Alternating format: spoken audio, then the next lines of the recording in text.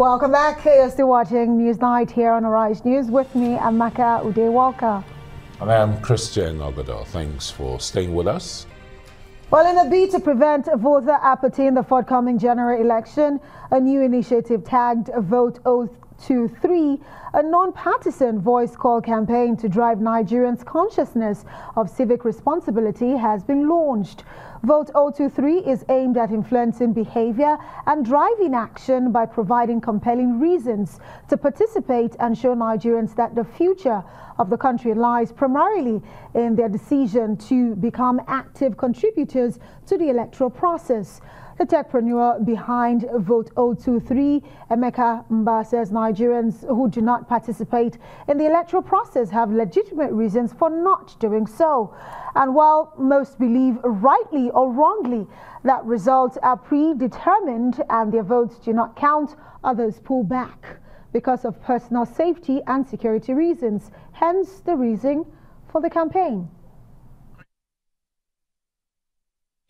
Well, and to help us understand why it is important for Nigerians to fight voter apathy in the forthcoming polls, lead collaborator for the Vote 023 campaign, Angela Ochu-Baiye, joins us now in the studios. Very warm welcome, Angela. Thank you. It's nice to be here.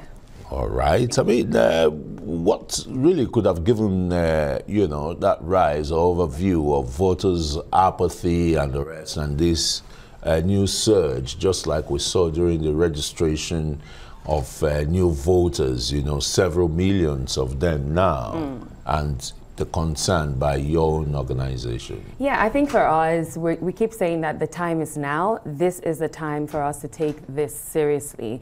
2023 is extremely important, and for us, we talk about the fact that it is personal for us. This rise is coming because you can look at statistics showing that even in 2019, about only 35% of registered voters came out to vote, and that's quite appalling.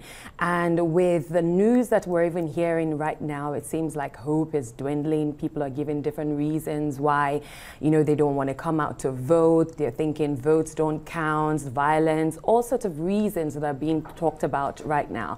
But we say in Vote Ochu-Baiye that we're going to, for every reason that you're possibly going to bring out, we're going to give you other reasons why you should step out to vote. It's extremely important that each and every one of us see that the power is in our hands to make a change regarding our country. What are these reasons that you're going to use to convince those who are already, you know, feeling, you know, withdrawn? Well, we put it as simple reasons. There are 23 of them. I'll just mention a few of them. I mean, we have healthcare, for example. Look at the healthcare situation that we have in our country. Look at security matters.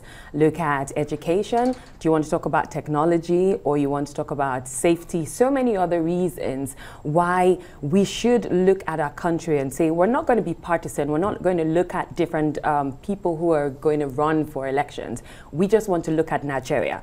And Nigeria is this, shall I say, this human being, this mother or this father that is looking out for her children, the voters, to come out and pick one of these reasons to say this would be my reason to vote in a coming election. I would say that you could have someone in maybe Delta State or maybe somewhere in the South, and a major problem that they could be facing could be that of environmental issues. And you have someone in the Northeast dealing with security issues.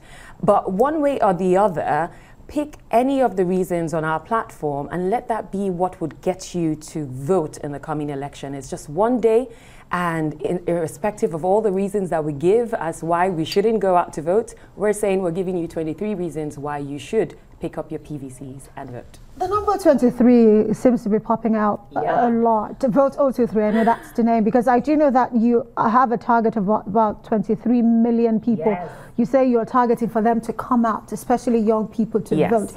Why would you say, looking at elections in the past, is the reasons that young people don't show up? Because young people, we have the numbers when you look at the number of those registered, but on the day of the elections, it's almost like the older generation gets to decide on our behalf.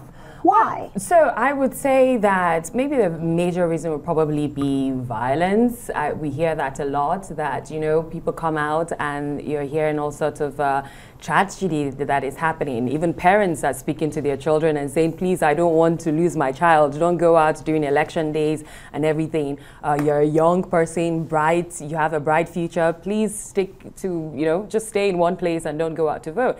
But we have the numbers. And I know that even recently, there's been this frustration that I think young people have experienced recently, that I keep saying that, you know, let's draw this frustration together. Let's bring it together and let that be a reason why we want to make a change in our country. The truth is, nobody's going to do this for us. Yes, there's a lot of jackpot that is happening nowadays, but we are here and we have to do something about our nation. And I think that young people can do so much more. So your target of 23 million, how far have you gone with that in terms of not just even getting people to go pick up their PVCs, but they should pick up that PVC and get ready to vote? Yeah, so I mean, what we do right now is trying to see how to reach out to Nigerians with calls. So before we came here, we've had about 48,000, we've reached about 48,000 people through our IVR messages who have received messages from us telling them to go and vote, and they are also sharing, you know, the number as well for other people to listen to these messages and go out and vote. I like your Sigmund Freudian or the Freudian approach, you know, bring the problems together so that you can solve it instead of distancing the problem that you have noticed and the rest. But what kind of feedback do you get? I mean, looking at Nigeria as a constituency, it's quite large and broad, yes. I know the youths are social media survey. How about the rural youths and the rest who don't have access to, you know, the social media? How are you reaching out to them? We are actually, so the platform that we have, we're using IVR messages like robocalls to get to everyone. So the truth is, even if you're not on social media, as long as you've got a telephone number, and people in the rural areas, trust me, have telephone numbers, and they can also get these messages. Our messages are in different languages. They're in Hausa, Yoruba, Igbo, Pidgin, and in English. So you can actually decide to send a message to any of your uncles in Zamfara State, for example, and send it to them in Hausa, send it to them in Pidgin, whatever language suits them. So it's not about social media right now. Haven't you restricted the languages, the medium of communication, for example, when Nigeria, more than 3 languages and ethnic groups? Well, you only reeled out a couple. Well, it's Hausa, Igbo, Yoruba, Pidgin, and English. I'm thinking that one way or the other, you could probably pick one of these languages for now. I mean, we're starting with this for now. Hopefully, with more funding, we can have more. Far away, and already you have limitations, you know, on your reach to the people. Well, this is where we've started from, and I believe that we are going to do more. It's a good starting point at the end of the day, but I'm concerned about sustainability, because I know you're a group of young people who just want that message. You're non-partisan. You're not saying support one candidate or another. You're just saying go out there and participate in the process. Sustainability and how you're talking about reaching just 48,000 people so far within your target of 23 million. So reaching more people. How do you intend to do that? And I know that there's a line people call, they get airtime. Exactly. So it has been very interesting because this is one of the reasons as well, you know, with different platforms that we've been having, you know, creating that awareness. I know more and more people are reaching out to saying, okay, how can we support? How can we come on board?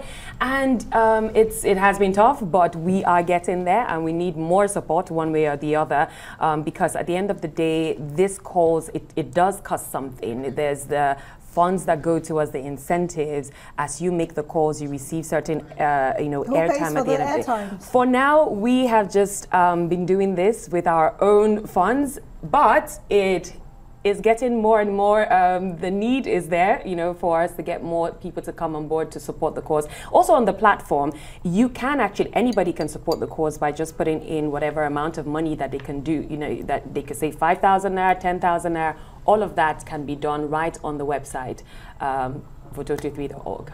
Have you reached out to government agencies like the Ministry of Information, National Orientation Agency and the rest? And how about traditional institutions to help drive the rural, acceptability or enlightenment of what you're putting forward? I mean, that's fantastic. That's also part of, we're taking in all sorts of suggestions right now. We just launched this, I think, on the 10th of November. And yes, the church is marching on, I would say.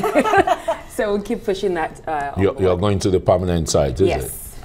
Angela Ochu-Baiye, would have to say thank you so much for coming in, and of course for the work that you're doing, ensuring that the young people go out there, register, pick up the PVCs and vote on election day.